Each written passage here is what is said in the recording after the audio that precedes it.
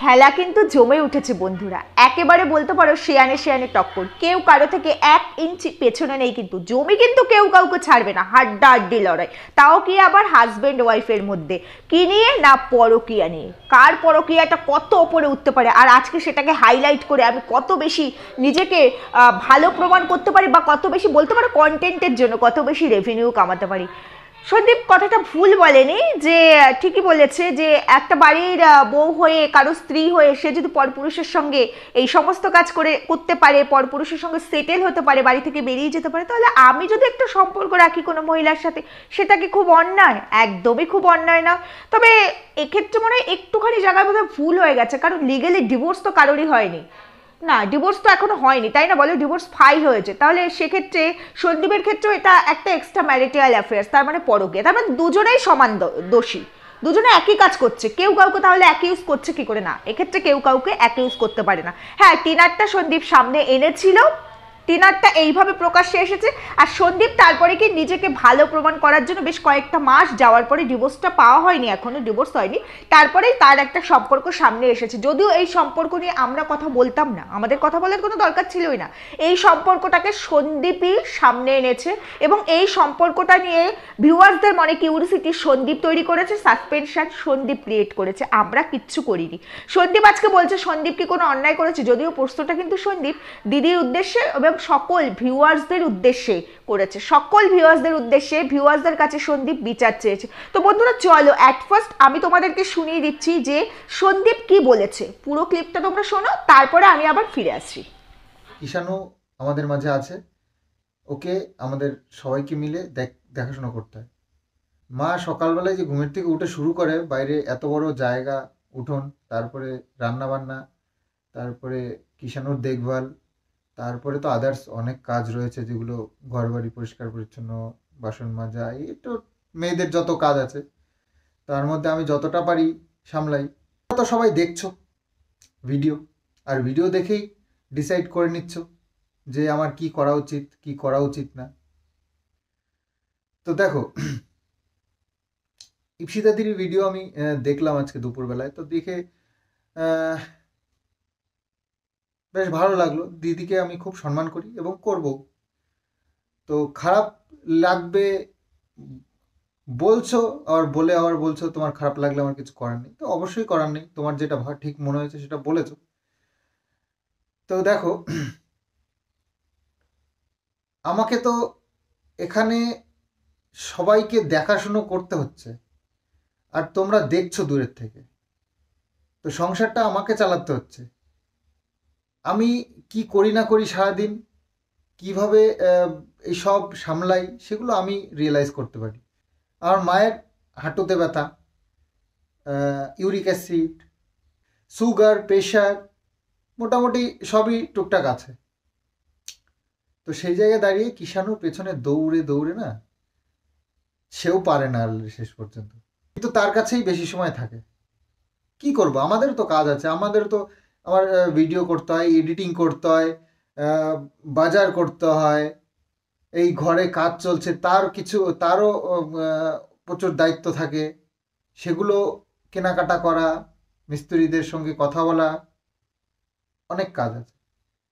অনেকেই দেখছে আর বলছে বাড়িতে বসেই থাকি, কাজ তো নেই। সেটাই শুনে হাসি পায় যে আমি নাওয়া খাওয়ার সময় পাই না ঠিক টাইম মতন, অথচ সবাই দেখছে যে আমি বসেই থাকি, আমার কোনো কাজ কর্ম কিছু নেই। বাবার নিজের কাজ আছে, নিজের শরীরচর্চার ব্যাপার আছে, ছেলের পেছনে এতটা দিনের মধ্যে হাফ টাইম ছেলের পেছনেই দেয়, স্কুলে সকালবেলা নিয়ে গিয়ে 12টার পরে আসে, তারপরে মিস্ত্রিদের সঙ্গে থাকতেও হয়। তো এই সব মিলিয়ে আমরা চলছি। কিন্তু আজকে দেখো, আমি দুটো কথা বলেছি, আমার কারোর সাথে ফ্রেন্ডশিপ হয়েছে, খুব ভালো ফ্রেন্ডশিপ হয়েছে, সেটা নিয়ে কত কথা।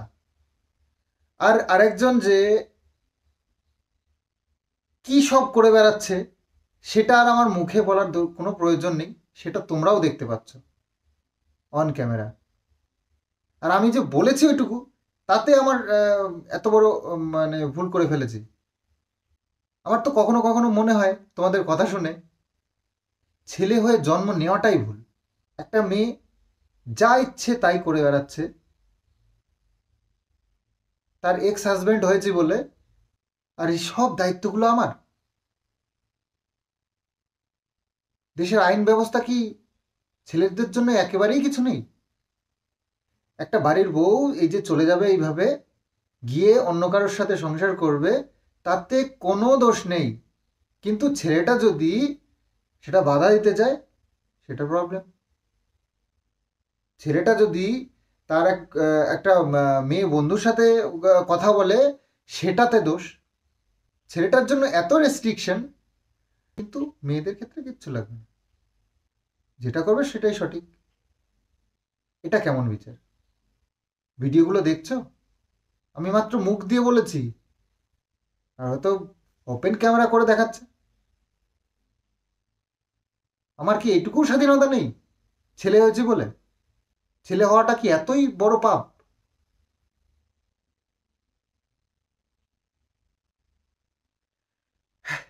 তো যাই হোক, কাউকে আমি ছোট করতে চাই না।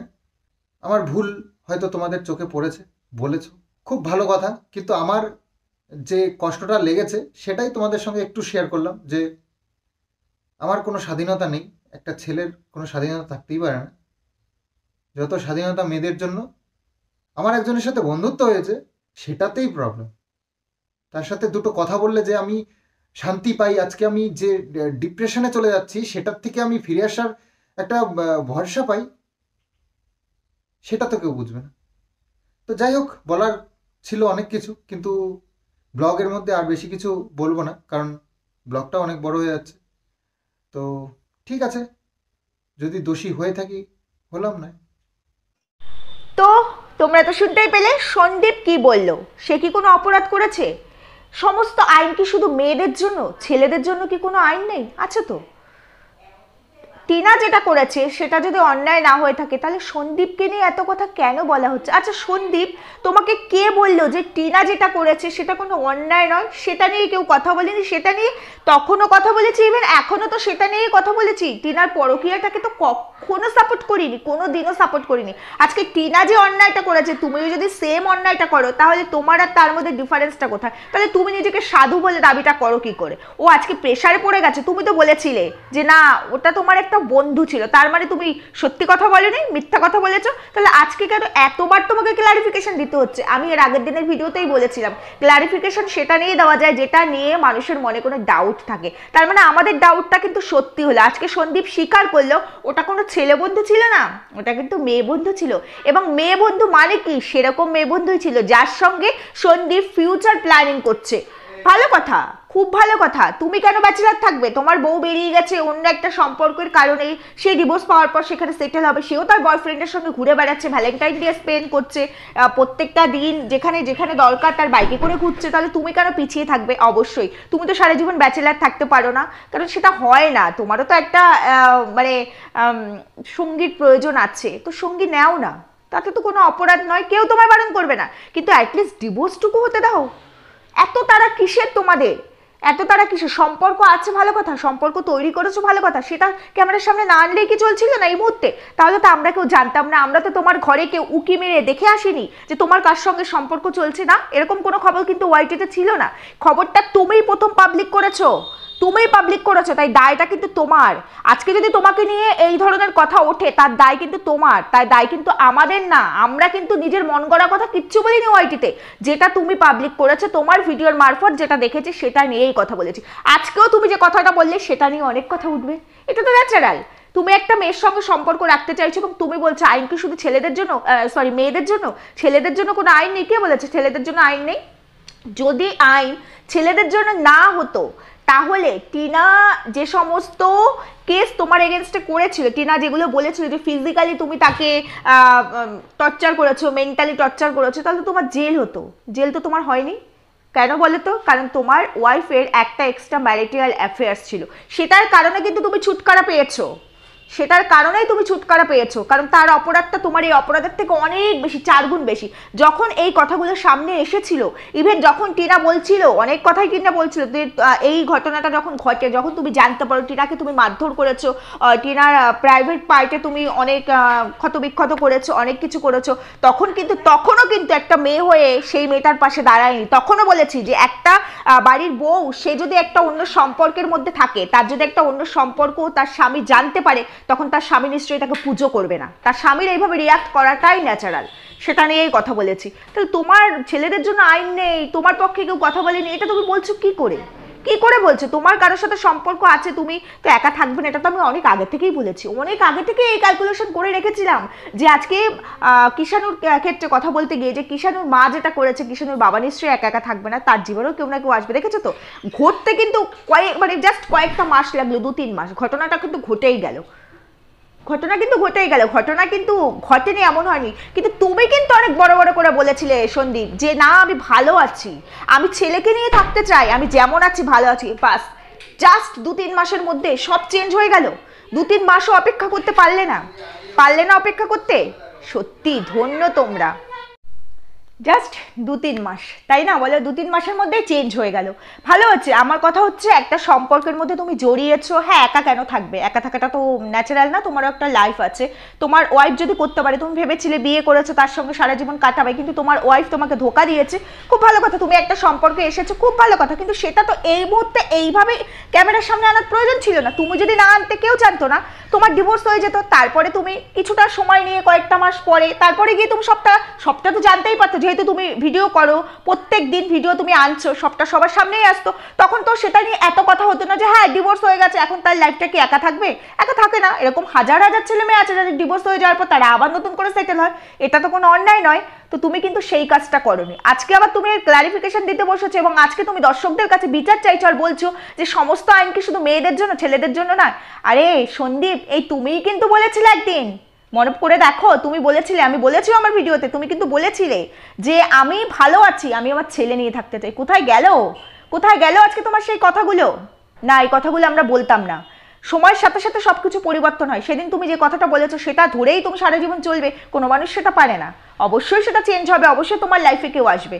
কিন্তু আমরা কেন কথা বলছি জানো? কারণ তুমি এই যে তুমি আজকেই তো প্রুভ করে দিলে যে তুমি একজন মেয়ে বন্ধু নিয়েই গেছিলে ডেটে, অথচ তুমি যখন তুমি সেটা ক্যামেরা করে দেখালে, তুমি সাসপেনশন ক্রিয়েট করলে, দর্শকদের মনে একটা কিউরিসিটি তৈরি হলো এবং দর্শকরা যখন সেটা নিয়ে ভিডিও করলো, পরের দিন তুমি ক্লারিফিকেশন দিলে না ওটা আমার ছেলে বন্ধু ছিল, অনেকদিন পরে দেখা হয়েছে হঠাৎ করে। এবার সেটা তো যুক্তিপূর্ণ নয়, আমি তো আগেই বলেছি, এটা মানুষ বিশ্বাস করবে না। যদি কোনো ছেলে বন্ধু থেকে থাকে, তাকে হাইড করার কিচ্ছু না, এখানে হাইড কেউ করবে না, তুমি করেছো।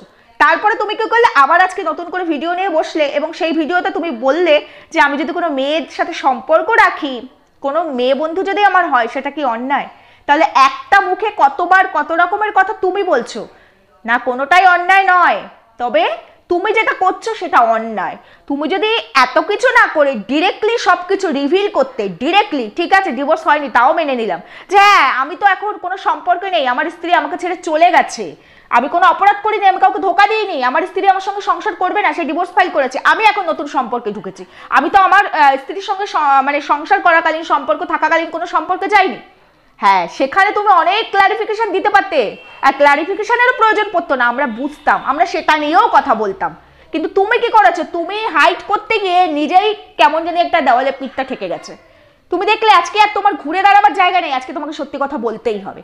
দেখেছো তো, মানে বলে না কথায় যে কি জানি বলে, ঘুঘু দেখেছো ফাঁদ দেখোনি, তোমার ক্ষেত্রে বিষয়টা হচ্ছে সেরকম। তুমি ভেবেছিলে আমি এরকম করে অনেক বেশি রেভিনিউ পাবো, অনেক বেশি ভিউজ পাবো, আমাকে নিয়ে কন্ট্রোভার্সি হবে, কিন্তু সেটা তুমি নিতে পারলে না। দর্শকদের চোখে কিন্তু তুমি ধরা পড়ে গেলে, কন্ট্রোভার্সি ক্রিয়েটারদের চোখে তুমি ধরা পড়ে গেলে। আমরা তো শুধু মুখে বললাম, প্রমাণও দিইনি, প্রমাণও নেই আমাদের কাছে, তাতেই তুমি সহ্য করতে পারোনি সেই কথাটুকুতে তুমি সবটা সত্যি বললে। না জানি এর পেছনে আরো কত সত্যি লুকিয়ে আছে, হয়তো সবটাই আসবে আস্তে আস্তে, সবটাই প্রকাশ্যে আসবে আস্তে আস্তে। তাই বলছি, নিজেকে আর সাধু বলো না, কোনোটাই অপরাধ নয়, তবে অপরাধের মতো কাজ করলে সবটাই অপরাধ। অপরাধমূলক কাজ তোমরা দুজনেই করেছো। অ্যাটলিস্ট ডিভোর্সটা পর্যন্ত তুমি তো এমনিতেও বিয়ে করতে পারবে না, ডিভোর্স না হলে বিয়ে তো করতে পারবে না। তুমি পারবে কি বিয়ে করতে? তাহলে ডিভোর্সটা পর্যন্ত তুমি বিষয়টাকে হাইড করে রাখতে, ক্যামেরার সামনে আনতে না। এত ভিউজের প্রয়োজন ছিল তোমার? তোমার কি ভিউজ হচ্ছিল না? তোমাকে তো দর্শক প্রচন্ড ভালোবাসতো, প্রচন্ড। কারণ টিনা যখন এরকম কাজ করলো তারপরে সমস্ত সাপোর্ট তুমি পেয়েছো।